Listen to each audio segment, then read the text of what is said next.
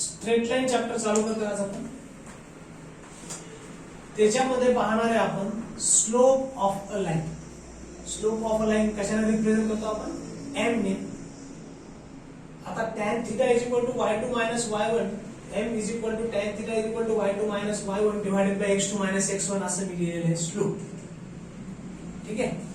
तुम्हाला slope m is equal to y2 minus y1 divided by x2 minus x1 हा formula वापरायचा आहे स्लोपचा. पण तो आला कसा? आपल्या कोऑर्डिनेट जॉमेट्री मध्ये x आणि y ऍक्सिस आहेत. ठीक आहे. मग याचे काहीतरी कोऑर्डिनेट्स असतील. याचे काहीतरी कोऑर्डिनेट्स असतील. इथे x1 आणि x2 म्हणजे याला म्हणतो मी x1, y1 x1 y. ह्या पॉइंटचे काहीतरी कोऑर्डिनेट्स असतील x2, y. ठीक आहे.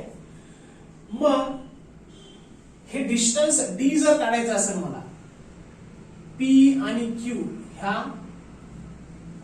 दोन पॉइंटच्या मध्ये, तर काय करावं लागेल मला? डिस्टन्स फॉर्म्युला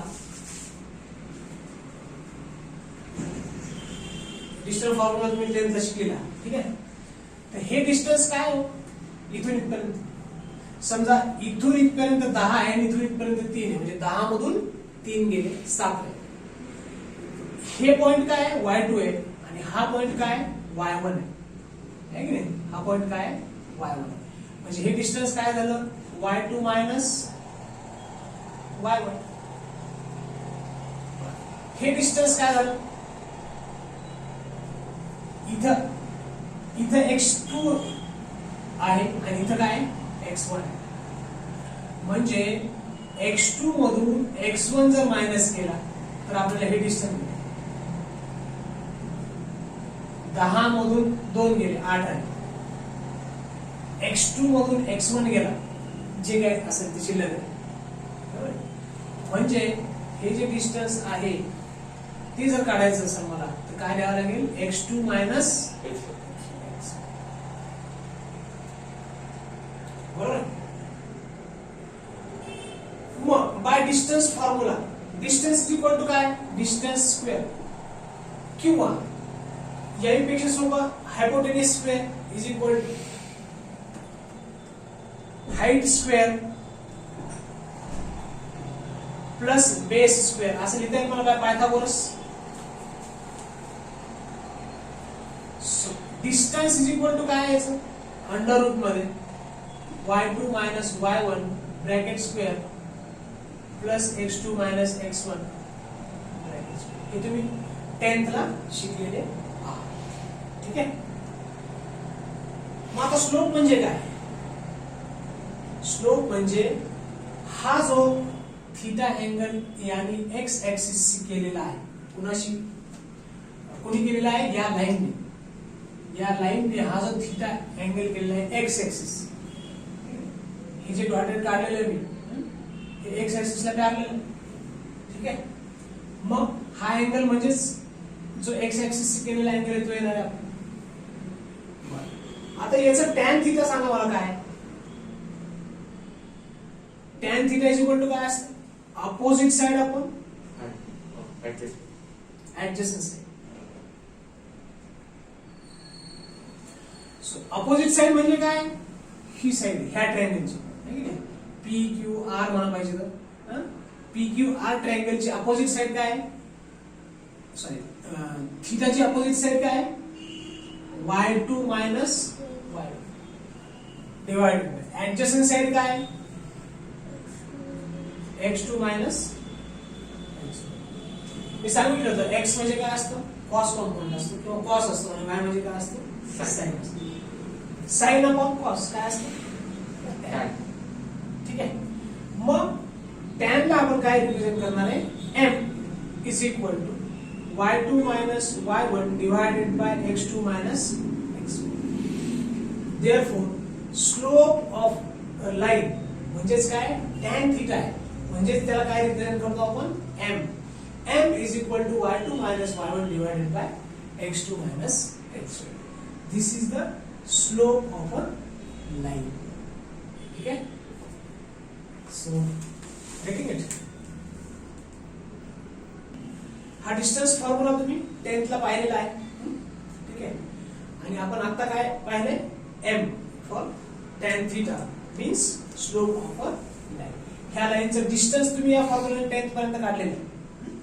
आणि ह्या लाईनचा जो स्लोप आहे म्हणजेच काय tan थीटा आहे जो आहे तो आपण m ला रिप्रेझेंट केलाय आणि त्याला काय लिहिलं आपण y2 minus y1 is equal to x2 minus x1. ठीक आहे? तर यालाच काय म्हणतो हे काय डिफरन्स इन y कोऑर्डिनेट आहे का? Difference in y coordinate divided by difference in x coordinate. Difference in y coordinate divided by difference in x coordinate. म्हणजे याला मी लिहू शकतो d डिफरन्सचं d घेतलं आणि खालच्या डिफरन्सचं d घेतलं हे y आणि हे x. यालाच काय म्हणतो आपण डेरिव्हेटिव्ह देखील म्हणतो जे की तुम्ही m2 मध्ये शिकणार. ठीक आहे? m2 मध्ये देखील मी सांगेल हे पण आता तुम्हाला आपल्या स्ट्रेट लाईन मध्ये शिकताना देखील m म्हणजे काय स्लोप आहे म्हणजेच काय difference in y coordinate divided by difference in x coordinate आहे. यालाच काय म्हणतो आपण dy बाय dx. डिफरन्सचं d इथे घेतलं की y ला y इथल्या डिफरन्सचं d इथे घेतलं हे x dy by dx. This is nothing but derivative जे की तुम्ही m2 मध्ये शिकणार आहे. ठीक आहे? सो तुर्तास लक्षात ठेवायचं slope tan theta is equal to m is equal to y2 minus y1 divided by x2 minus x1. हे मी त्यावेळेस सांगेलच तुम्हाला. ठीक आहे? याची गरज सध्या नाही.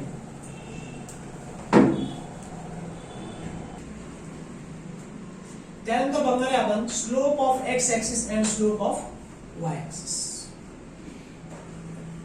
हा x ऍक्सिस आहे आणि हा व्हर्टिकल जो आहे तो y ऍक्सिस आहे. ऍज युजुअल आपण घेतो.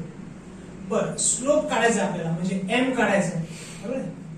मग m इज इक्वल टू बघा याच्यात y डिस्टन्स चेंज व्हायला लागले का?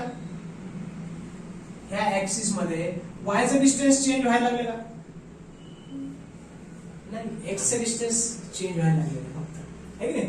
म्हणजे इथले कोऑर्डिनेट काय आहेत? x1 आणि y ची व्हॅल्यू समजा आहे इथं आहे 0.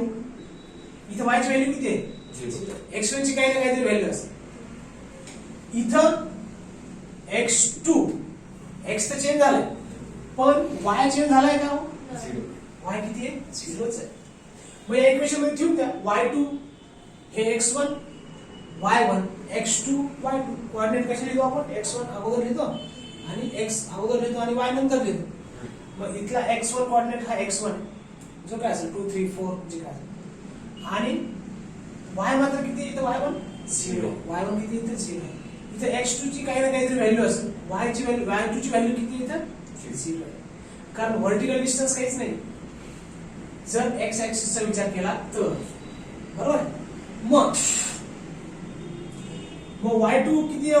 0 आहे. y2 किती आहे? 0 आहे. y1 पण किती आहे? 0. 0 minus 0 डिवाइडेड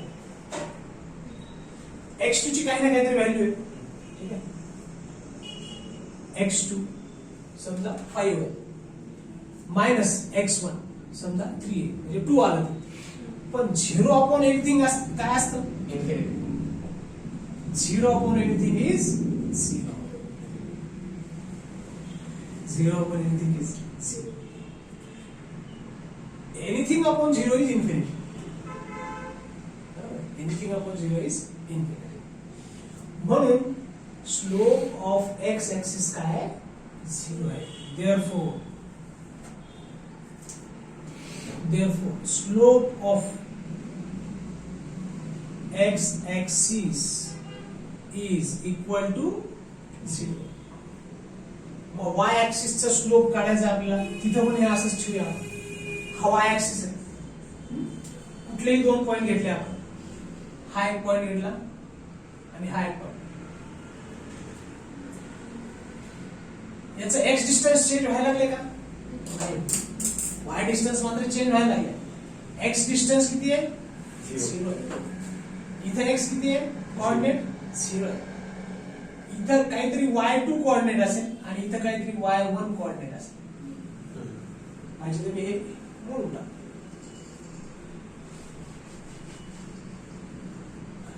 ठीक आहे. व्हर्टिकल लाईन किंवा इथं व्हर्टिकल लाईन घेतली तरी तेच होणार. इथं आणि इथं एक्स चे कोऑर्डिनेट काय सेम, वाय चे कोऑर्डिनेट मात्र बदलणार. इथं समजा एक्स चा कोऑर्डिनेट जो आहे तो किती आहे, एक्स आहे किंवा 3 आहे. एक्झाम्पलच जर घेतला आपण, इथं समजा एक्स ची व्हॅल्यू आहे 5 आणि वाय ची व्हॅल्यू आहे 3. इथं पण एक्स ची व्हॅल्यू किती आहे 5, पण वाय ची व्हॅल्यू मात्र किती झाली, इथं 8 झाली फॉर एक्झाम्पल. हे काय झालं x1 y1, हे काय झालं x2 y2. याच्यामध्ये जर ठेवला आपण m स्लोप काढायचा आपल्याला, m इज इक्वल काय y2 मायनस y1. y2 किती आहे 8 मायनस 3 डिवाइडेड बाय x2 किती आहे 5, x1 पण किती आहे 5. किंवा ओके 8 हे 5 राहील.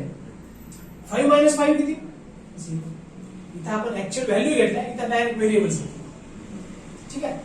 मग इथे व्हेरिएबल्स व्हॅल्यू घेऊन करू शकता किंवा इथे व्हेरिएबल्स घेऊन करू शकता. दोन्ही पद्धतीने, म्हणजे इथे एका पद्धतीने इथे एका पद्धतीने. 5/0 anything/0 काय असतं, म्हणजे व्हर्टिकल लाईन जी आहे, कोणची लाईन आहे ती व्हर्टिकल, वाय ऍक्सिस पण आहे आणि वाय ऍक्सिस ला पॅरलल असलेल्या सर्व लाईन, यांचा स्लोप किती असतो इन्फिनिटी. बरं, हॉरिझॉन्टली हा अँगल किती केलेला आहे 90 डिग्री. म्हणून tan 90 आपण ट्रिगोनॉमेट्री शिकताना काय काढलेलं आहे, इन्फिनिटी काढलेलं आहे. tan 90 इन्फिनिटी का आलं, कारण slope of a line which is perpendicular to x axis or slope of a line which is called y axis is infinity. tan theta जो आहे त्याचा काय इन्फिनिटी आहे. जे tan 90 जो आहे तो काय इन्फिनिटी आहे. ठीक आहे. म्हणजे एखादी कर्व आहे, ठीक आहे, तिचा हा एक स्लोप आहे, त्याची काही ना काहीतरी व्हॅल्यू असते. हा काहीतरी स्लोप आहे, त्याची काहीतरी मायनस व्हॅल्यू असते. ती मायनस आणि प्लस मी सांगेन तुम्हाला. पण ही जी लाईन आहे, म्हणजे ह्या लाईननं एक्स ऍक्सिसला काहीतरी अँगल केलाय, ह्या लाईननं पण एक्स ऍक्सिसला काहीतरी अँगल केलाय, ह्या लाईननं एक्स ऍक्सिसला काहीतरी अँगल केलेला आहे. या लाईननं मात्र किती अँगल केलेला आहे 90 डिग्री अँगल केलेला आहे, जी की वाय ऍक्सिस. मग 90 degree tan 90 is equal to infinity. काय आहे, कारण वाय कोऑर्डिनेटच फक्त चेंज व्हायला लागले, एक्स कोऑर्डिनेट जो आहे डिनॉमिनेटर जो आहे तो चेंज होत नाहीये. म्हणून anything/0 is infinity. That's why tan 90 we have calculated infinity.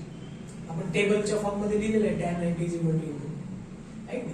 आणि sin थीटा आपण cos थीटा पण ते इन्फिनिटी देतो, कारण cos चेंज होत नाही ना, एक्स चेंजेस होत नाहीये, म्हणजे cos चेंज होत नाहीये, कॉन्स्टंट राहतो cos. म्हणजे 5 मायनस 5 आहे की नाही, म्हणून हे 0 येतं डिनॉमिनेटरला. म्हणून tan 90 काय इन्फिनिटी. हा अँगल काय केलेला आहे 90 डिग्री केलेला आहे, म्हणून वाय ऍक्सिसचा स्लोप जो आहे तो इन्फिनिटी. ठीक आहे. So right on these two terms.